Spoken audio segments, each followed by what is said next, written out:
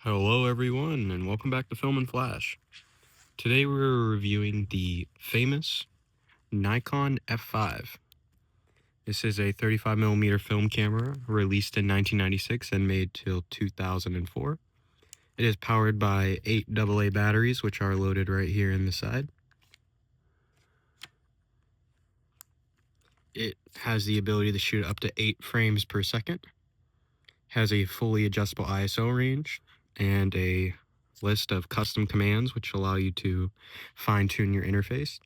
It is serial number 3220586, which puts it at roughly early 2003.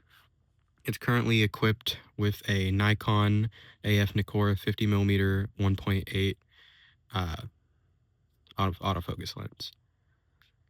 It has a removable viewfinder, which you can remove by pressing this in right here.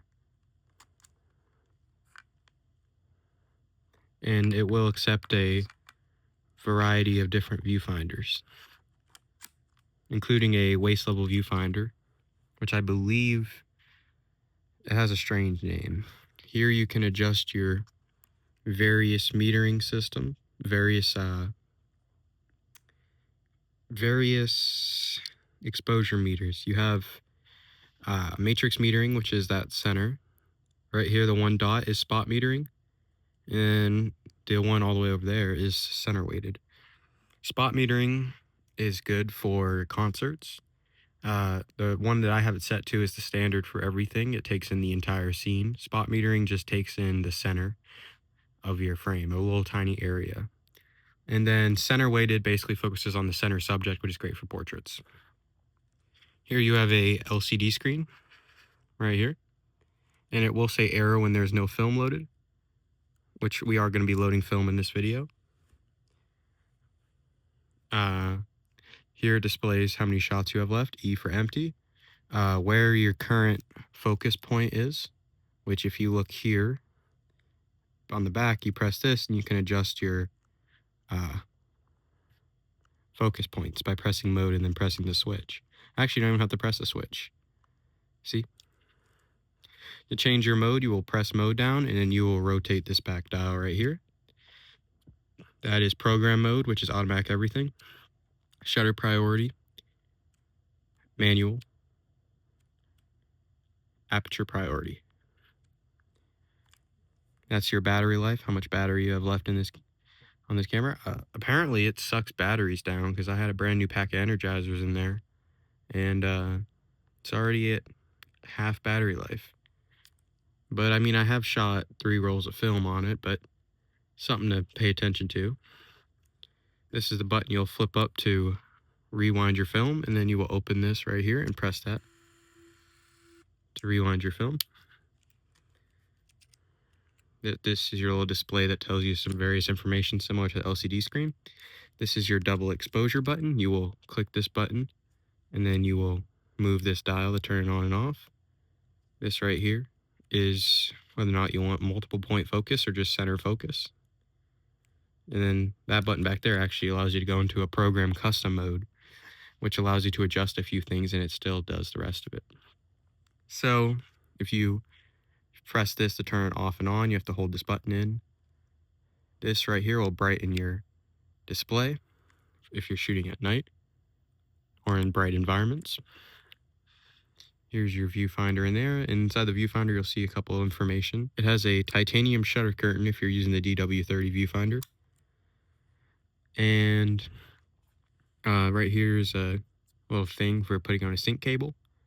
Or up here in the front, you have a hot shoe mount for various attachments. Here is your autofocus system, continuous autofocus, single autofocus, and manual. Pretty straightforward. On this side, you have, don't know what that button does. This is your mirror lockup. This is the button you click to remove your lens. And then here's the button that you'll use to change either aperture or shutter speed, depending on what mode you're in. And then the back will change aperture, usually. This is your exposure compensation dial. To adjust your exposure, you will press this down and rotate whichever direction you desire. Then this is your modes for autofocus and various other things. So now I'm going to show you how to load your film. So for loading film in this video, we will be using a roll of Kodak. All right. A roll of Kodak Super Gold 200. This film expired in 1996, which is kind of convenient considering this camera came out in 1996. And it's a 12 exposure roll, which is why I'm basically just wasting it, because I'm not going to pay to get that developed. So you will push this over, lift this up, then this little prong will go down, but you need to make sure your film is on this side, and then you'll go in here. Kind of hard to do one-handed. Wait, I forgot I had a tripod.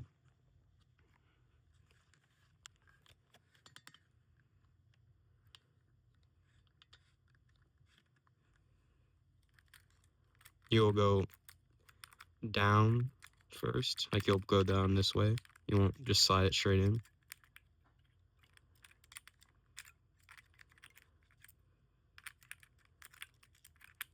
It is kind of a pain.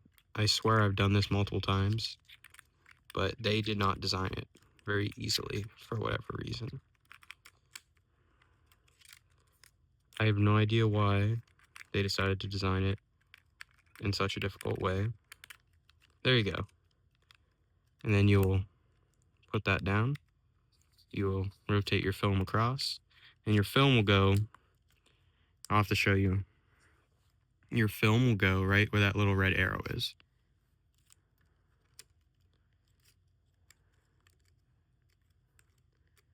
That should be good. I want to make sure it's on there good.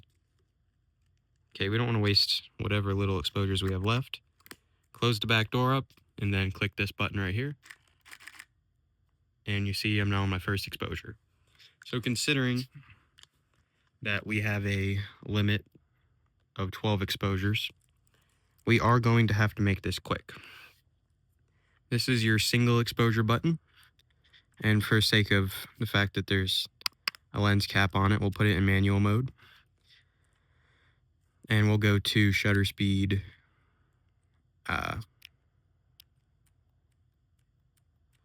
8,000, just so it shoots quicker, and we'll put it to f2.2. Actually, we'll do f22. Okay, this is single mode, and then you don't have to press the shutter down much for it to use it. And then if you click this button right here, you can switch to continuous low, which is basically a slower shutter. And then you go to continuous high, which will put you up to 8 shots per second. Very quick, as you can see. And then if you go with continuous slow, you see it does it way slower. Or it might be, I don't even know what it does when you do it like that. Then here's your self timer.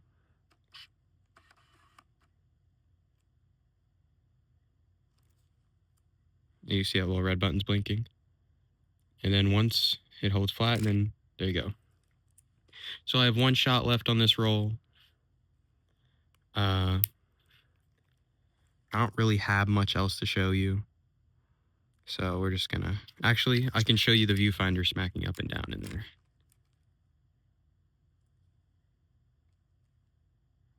That was weird. What the fuck are you doing?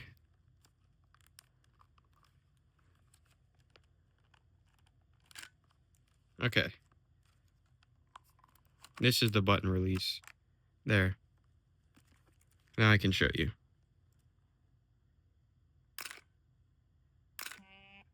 And now it tells, there you go. Now you know you're out. And you now have to eject your film roll. To allow me to put this back on.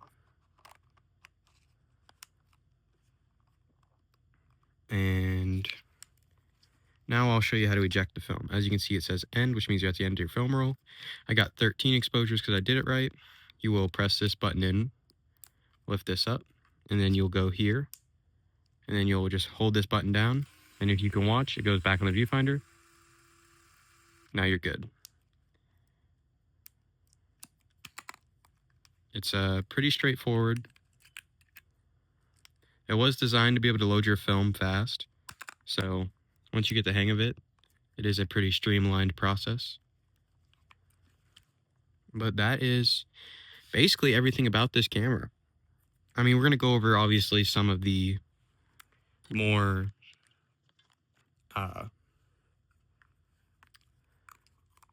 like some of the history behind it, why it's popular. So when this came out in 1996, it was seen as the pinnacle of a professional 35mm photography. It was used by photojournalists, sports photographers, and wildlife photographers. It has a rugged, weather-sealed build, meaning it can handle rain, sandstorms, the various. It can't handle anything too crazy, especially on aging bodies where most of the weather sealing is probably starting to worn out. This was like the thing to have because digital photography was not too refined at that time and there was no professional options. So this was still a very prevalent camera. It is not a light camera by any means, but I would say it is definitely a great camera. Let's see, what else did they talk about? So its 3D full color matrix metering was some of the best exposure metering that you had at the time. And it was very accurate in taking in the entire scene and making various tweaks to get proper exposure. We first saw this on the Nikon FA, which had its own video. However, this camera is obviously way better than the Nikon FA. The fact that you managed to have a motorized body in such a small, frame that's not super huge is pretty impressive. However, obviously on like something like the Minolta QTSI, it's still motorized, but this is like motorized like on crack. Like, it's incredible. So would I recommend this camera? Only drawback to this camera is it's super heavy, but it's not so heavy to where you can't do it. It depends if you have a light lens like this, you can do it all day. But yeah. So someone's coming in right now. I'm filming, just so you know. Okay.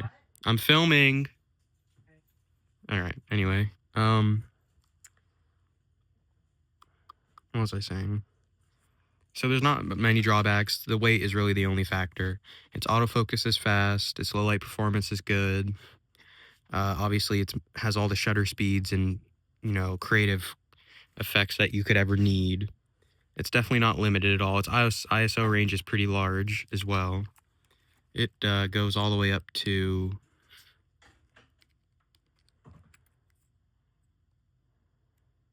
6400 ISO, and it goes all the way down to 6 ISO. So it has a very large ISO range, which means you can read a wide range of ISO films, but you can also adjust it to push or pull your film, overexpose or underexpose. So I would definitely recommend this camera for especially people who still want to shoot wedding photography or use a 35mm camera professionally, but I also would recommend it for enthusiasts alike. But I don't really see much of a value of this camera for a beginner. You could get a way cheaper option to learn on. But I would say for an enthusiast or a professional, you can't go wrong. Obviously, it's going to be expensive to shoot on. Film's expensive. But this came out in a time when film was pretty cheap, considering the fact that you could even shoot that fast. You could lose a lot of money quick on this camera. But I would definitely recommend it if you're going to be doing sport photography, because a lot of people still shoot on film for sports photography. Or NASCAR, anything. It can handle it all. Has a very comfortable rubber grip. I've noticed that it's very comfortable in the hand. And when rotating the portrait mode, you actually have a second button here that can be toggled off or on. So a second shutter button is pretty unique. So to keep it short and sweet, I'm not even sure how long I've been recording. 15 minutes. It is definitely a great camera. I haven't found any complaints on it, and I've used it for a little bit now. Uh, its market value is a little icky. I paid $365 for this because it has a dented viewfinder and it has some paint peeling back here, but its performance is not affected by that. And if that's not really a deal breaker for me because it still looks super good if you ask me. Um, the typical value of one in mint condition that's functioning is going to be about $400 plus shipping. Shipping can be pretty high because most of these models are only available in Japan, and the ones that are available over here are pretty expensive. So you are talking after shipping, you're paying around $500-$600. Um, it sounds like a lot, but I would say this camera is built like a tank, and it really it is worth the money if you're going to be using it professionally, or if you really want like a camera that can do it all, and you're tired of those plastic cameras that people use. This camera is definitely great. I would definitely shop around and see if you can find it any cheaper. You may get lucky and find someone who priced this for $5 on the Salvation Army's website or Goodwill. Never know. The workers are always doing us solids, apparently. Uh, and then here you can adjust your diopter, which will you just pull it out like you're adjusting the time, and that will let you tweak the viewfinder to your eyes. It's simple. Uh, Overall, 10 out of 10 would recommend this camera.